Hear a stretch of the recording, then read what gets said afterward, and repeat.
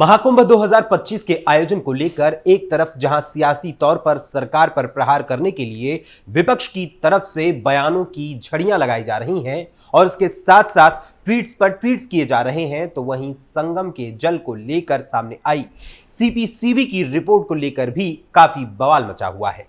वहीं इस बीच जहां आम श्रद्धालुओं की महाकुंभ से आस्था जुड़ी हुई है, तो वहीं इसी आस्था और विश्वास के साथ खेलते हुए कुछ बेधर्मियों ने इस महाकुंभ में ऐसा घिनौना काम किया है जिससे न सिर्फ आम लोगों में गुस्सा है, बल्कि शासन और प्रशासन भी ऐसे अधर्मियों के खिलाफ तगड़े एक्शन की तैयारी कर चुके हैं और कई जगहों पर एक्शन किया भी जा चुका है और इसके आगे की भी कड़ी कार्रवाई करने की योजना बनाई जा रही है।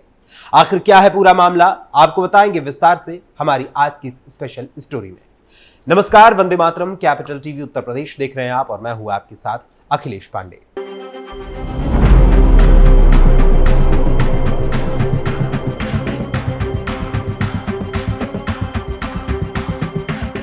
महाकुंभ जो सनातन संस्कृति, आस्था, विश्वास, आध्यात्म और सनातन धर्म का महासंगम है, जिसे जानने, समझने और देखने के साथ साथ उसमें शामिल होने के लिए भी देश भर के विभिन्न राज्यों से सनातनियों का आगमन हो रहा है और विदेशों से भी सनातन परंपरा को समझने, जानने, उसका अनुसरण करने के लिए लोग आते जा रहे हैं और पूर्व में भी काफी लोग आए और आगे भी आने वाले हैं।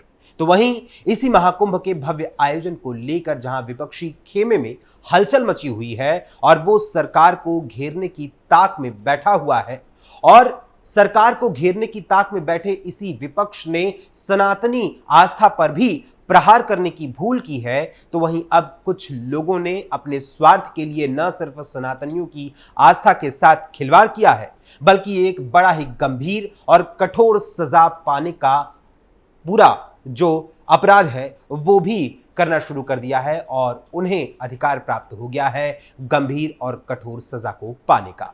जी हां, प्रयागराज के महाकुंभ में कुछ अधर्मियों ने ऐसा कृत्य किया है जिसे कभी भी माफ नहीं किया जा सकता।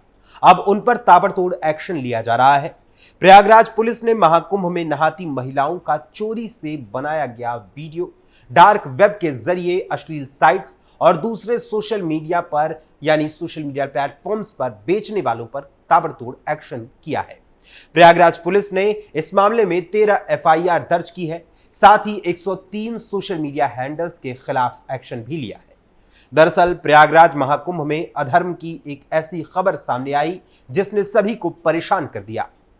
पुलिस से लेकर डुबकी लगाने वाले श्रद्धालुओं तक में पूरी तरीके से हलचल मच गई है, क्योंकि कुछ गंदी सोच वाले महाकुंभ में डुबकी लगा रही महिलाओं और लड़कियों के वीडियोस, फोटोज बना रहे हैं, उनकी फोटो खींच रहे हैं और फिर इन वीडियोस और फोटोज को डार्क नेट के जरिए अपलोड करके पैसा कमा रहे हैं और विभिन्न अश्लील साइट्स पर डालकर अपनी जेबें भरने का काम कर रहे हैं। 103 सोशल मीडिया हैंडल के खिलाफ एक्शन। गौरतलब है कि इस बात का खुलासा यूपी पुलिस ने खुद किया है। प्रयागराज पुलिस के मुताबिक कुछ इंस्टाग्राम अकाउंट्स, फेसबुक अकाउंट्स और टेलीग्राम चैनल्स पर ऐसे वीडियोस और फोटोज अपलोड किए जाने की शिकायतें पुलिस को मिल रही थीं। पुलिस ने जब जांच पड़ताल की तो पता चला कि सीसीटीवी चैनल 11 नाम के एक टेलीग्राम चैनल पर कुछ आपत्तिजनक तस्वीरों को टीजर के तौर पर इस्तेमाल किया गया था। इसमें कुछ पिक्चर्स लगाकर यह दावा किया गया कि इस चैनल का 1999 रुपए में सब्सक्रिप्शन लेने पर महाकुंभ में स्नान करती महिलाओं के वीडियोस दिए जाएंगे। इसी तरह के कई अकाउंट्स पुलिस को मिले। पुलिस ने सोशल मीडिया प्लेटफॉर्म्स से इन अकाउंट्स के बारे में डिटेल जानकारी मंगाई है। वहीं यूपी पुलिस ने इस मामले में अब तक 13 एफआईआर दर्ज की है और अब तक 103 सोशल मीडिया हैंडल्स के खिलाफ एक्शन भी लिया है और इसके अलावा गिरफ्तारियां करने के क्रम में भी पुलिस अपना कदम बढ़ा चुकी है। वीडियो डालकर महापापियों ने कमाया पैसा।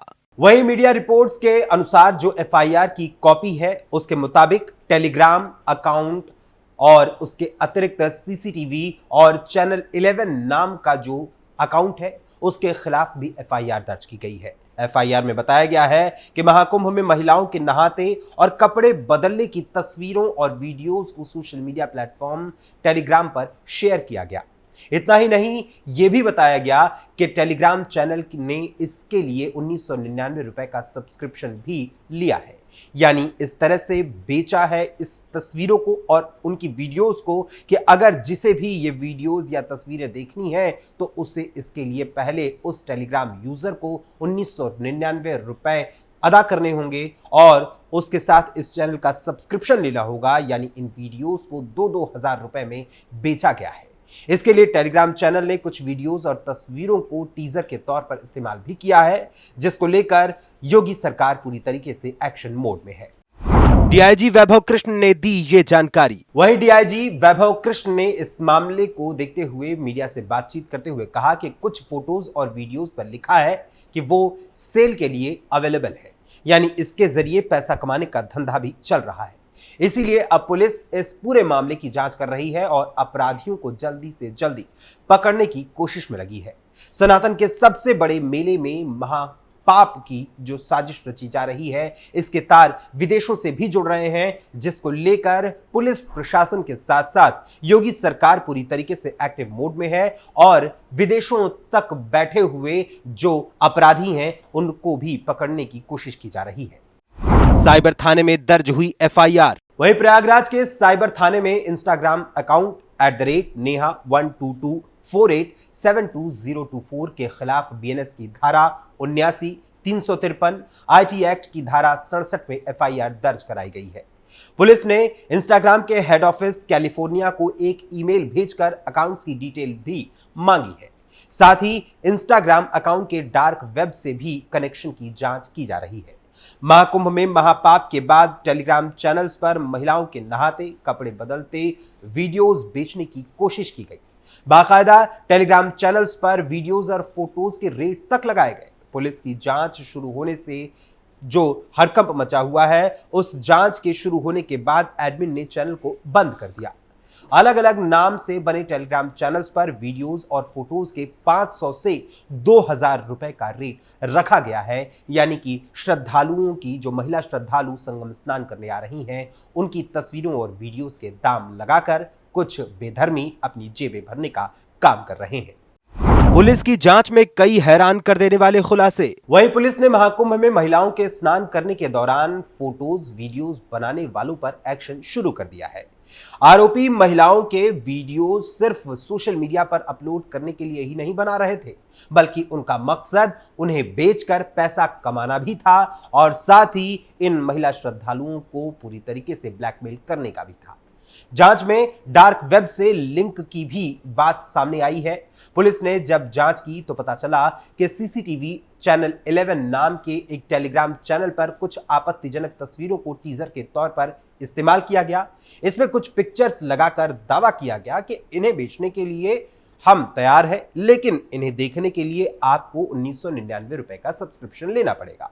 इसके बाद आपको इन तस्वीरों और वीडियोस को पूरी तरीके से मुहैया करा दिया जाएगा, जिसके पश्चात ये ताबड़तोड़ एक्शन लिया गया है। हालांकि इस चैनल को जो चैनल यूजर है उन्होंने बंद कर दिया है। गुजरात पुलिस की जांच में सामने आई थी ये बात। महाकुंभ में ये नेटवर्क कैसे काम कर रहा था, अब ये सबसे बड़ा सवाल बन गया है। इसको लेकर गुजरात पुलिस ने भी अपनी इन्वेस्टिगेशन की है। धीरे धीरे बेहद चौंकाने वाले खुलासे इसको लेकर होते जा रहे हैं। वहीं गुजरात पुलिस की इन्वेस्टिगेशन में बहुत बड़ा खुलासा हुआ है। राजकोट पुलिस ने प्रयागराज से एक शख्स को गिरफ्तार किया है। जांच में पता चला कि प्रयागराज से एक यूट्यूब चैनल चल रहा था, जिस पर गुजरात के एक हॉस्पिटल के लेबर रूम के भी वीडियोस अपलोड हुए थे। जांच आगे बढ़ी तो प्रयागराज का लिंक सामने आया। पुलिस ने इस मामले में प्रयागराज से चंद्र प्रकाश फूलचंद नाम के एक शख्स को गिरफ्तार किया है।